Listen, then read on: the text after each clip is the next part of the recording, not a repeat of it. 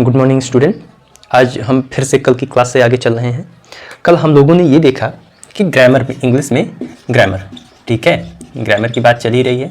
Grammar में हमने ये देखा कि इंग्लिश है क्या। इंग्लिश एक लैंग्वेज है, ठीक है, ये एक लैंग्वेज है और इसी लैंग्वेज को बोलने के लिए, समझने के लिए, ठीक है, लिखने के लिए हमें किन किन चीज़ों की ज़रूरत होती है। क्योंकि लैंग्वेज आती है सबसे पहले साउंड से। किससे आती है? साउंड से। कल बात हुई थी। और इंग्लिश अल्फ़ाबेट में टोटल 44 साउंड है। कितने साउंड हैं? 44, ठीक है, जिसमें 20 तो आपके वॉबल साउंड है, ठीक है, साउंड की बात हो रही है, ये अकेले 20 साउंड प्रोड्यूस करते हैं। जबकि जो हमारा कॉन्सोनेंट है, कॉन्सोनेंट, ये 24 साउंड प्रोड्यूस करता है, ठीक है।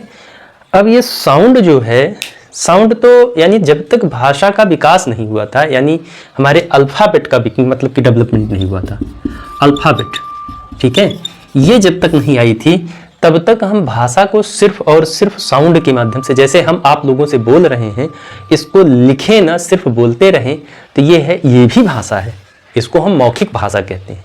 लेकिन जैसे जैसे इतिहास बदलता गया, आगे बढ़ता गया, समय यानी विकास की परंपरा धीरे धीरे बढ़ी, हमें इन्हीं कहे हुए शब्दों को हमें क्या करने की ज़रूरत पड़ी? संजोने की ज़रूरत पड़ी, यानी इनको सुरक्षित रखने की ज़रूरत पड़ी।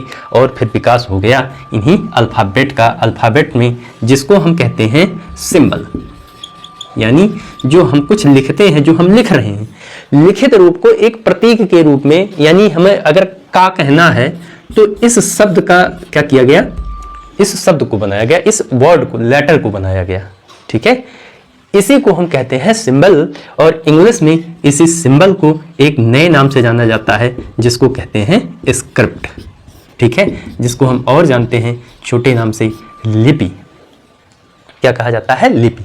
और जितनी भाषाएं हैं, केवल इंग्लिश की बात नहीं रही, हिंदी हो, संस्कृत हो, उर्दू हो, इंग्लिश हो, जर्मन हो, अमेरिकन हो, चाइनीज हो, नेपाली हो, या साउथ में तरह तरह की लैंग्वेज है, सब में किसका विकास किया गया है? एक स्क्रिप्ट का विकास, यानी स्क्रिप्ट बनाई गई है।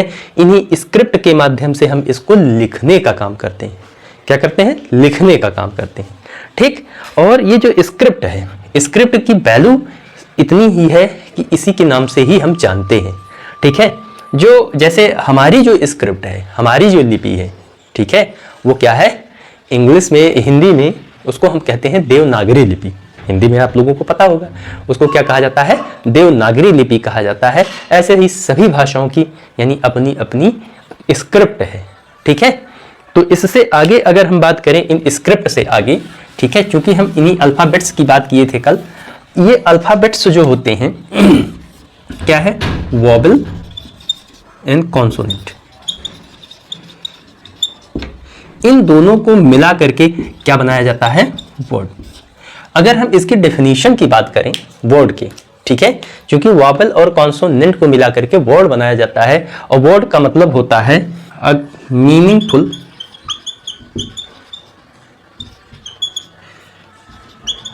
यूनिट ऑफ लेटर्स, ठीक है, यानी यही हमारे वर्ड की डेफिनेशन है, यानी मीनिंगफुल यूनिट ऑफ लेटर्स। अब मीनिंगफुल यूनिट क्यों कहा गया? यानी हम, एक तो यूनिट है, यूनिट का मतलब होता है ग्रुप, ठीक है, यूनिट मतलब होता है ग्रुप। ग्रुप हो लेकिन क्या हो? एक यूनिट, मतलब मीनिंग हो उसकी। जैसे हमारे हाथ में ये क्या है? एक पेन है, यानी जब तक हम इसको सही रूप में लिख रहे हैं तब तक तो ये वर्ड है, लेकिन इन्हीं वर्ड को अगर हम ऐसे लिख दें ENP, तो क्या इसका कोई मतलब है? इसका कोई मतलब ही नहीं होता है, ठीक है। आप लोग लिखते हैं बुक, बुक सब समझते हैं, एक ये मीनिंगफुल यूनिट बना रहा है, लेकिन ऐसे ही यहाँ पर OKKB, यही वर्ड को हम स्प्लिट करके ऐसे लिख दें तो क्या इसका कोई मतलब है? नहीं है, ठीक है। तो इस तरह से ये जब तक मीनिंगफुल नहीं होगा तब तक किस कैटेगरी में नहीं आएगा? वर्ड की कैटेगरी में नहीं आएगा, ठीक है। अब इसकी बात होती है तो इसको, यानी अगर हम वर्ड को डिफाइन करने की कोशिश करें तो वर्ड का मतलब होता है मीनिंगफुल यूनिट ऑफ लेटर्स, यानी शब्दों का सार्थक समूह, अक्षरों का सार्थक समूह। किसका? अक्षरों का सार्थक समूह ही क्या कहलाता है? शब्द कहलाता है। अगर आगे चल करके इनको आप लोग देख सकते हैं, ठीक है। अगर इसके हम डेफिनेशन की बाद इसके टाइप्स की बात करें, अगर कोई पूछता है कि वर्ड कितने टाइप्स के होते हैं, ठीक है, तो इनके टाइप्स को समझ लीजिए।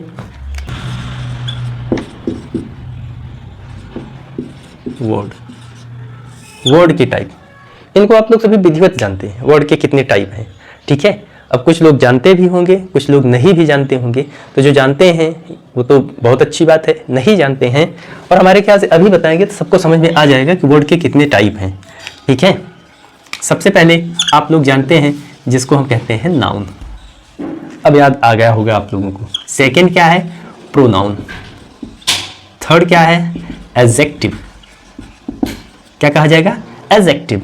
ध्यान रखना ध्यान रखने वाली बात क्या है, ए और जे, इनके बीच में अगर क्या रखा रहता है? डी, तो ये डी का प्रोनाउंसिएशन नहीं किया जाता है, ध्यान रखना, ये प्रोनाउंसिएट नहीं होता है, यानी इसकी कोई ध्वनि आती ही नहीं, इसीलिए हम इसको क्या पढ़ते हैं? एडजेक्टिव। क्या पढ़ा जाता है? एडजेक्टिव पढ़ा जाता है, ध्यान रखिएगा आप लोग। एडजेक्टिव के बाद है क्या है? वर्ब। क्या पढ़ा जाएगा? वर्ब पढ़ा जाएगा। कुछ लोग पढ़ते हैं वर्ब, वर्ब नहीं है, ठीक है। इसका क्या रूल है? इसके अगर रूल की बात करें, इसका नियम ये है फोनेटिक्स में, फोनेटिक्स ऐसा है जो शब्द भाषा विज्ञान है, ठीक है। क्या है? शब्द भाषा, यानी जो हम लिखते हैं उसमें किस शब्द को बोला जाएगा, किस शब्द को नहीं बोला जाएगा, उसको कहते हैं हम फोनेटिक्स, शब्द भाषा विज्ञान, ठीक है। तो उसमें ये कहा जाता है अगर जो वॉबल है, ठीक है, वॉबल के बाद यानी आर आए, क्या आ जाए? आर, ठीक है, और फिर उसके बाद कॉन्सोनेंट आ जाए। क्या आ जाए? कॉन्सोनेंट।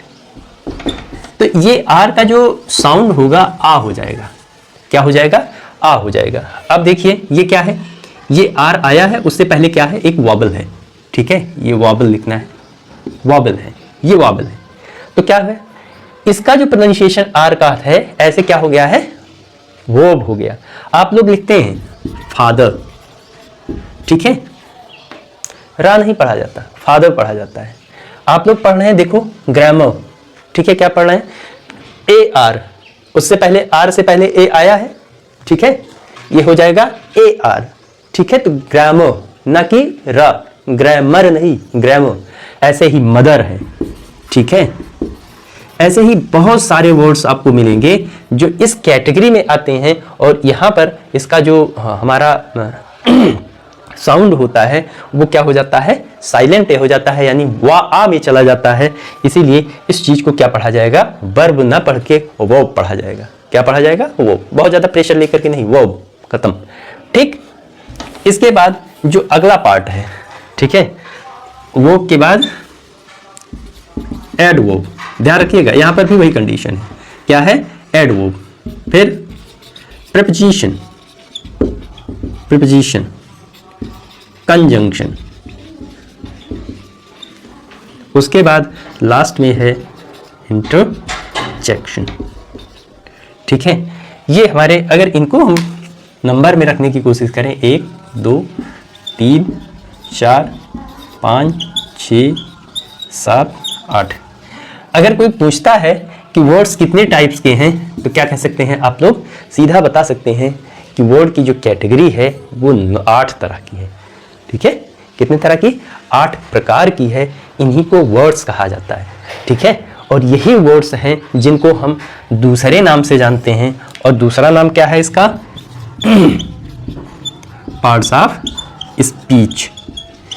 अभी देखो, थोड़ी देर पहले मैंने बताया था कि ये जो हमारा अल्फाबेट बना हुआ है, क्या? अल्फाबेट। अल्फाबेट किससे बना हुआ है? ये साउंड से ही बना हुआ है, साउंड से ही बना हुआ है। इसीलिए यहां पर भी जो कुछ हम अपने मुंह से निकालते हैं, ठीक है, क्या करते हैं? स्पीच जो होती है साउंड ही तो होता है, कुछ और होता है।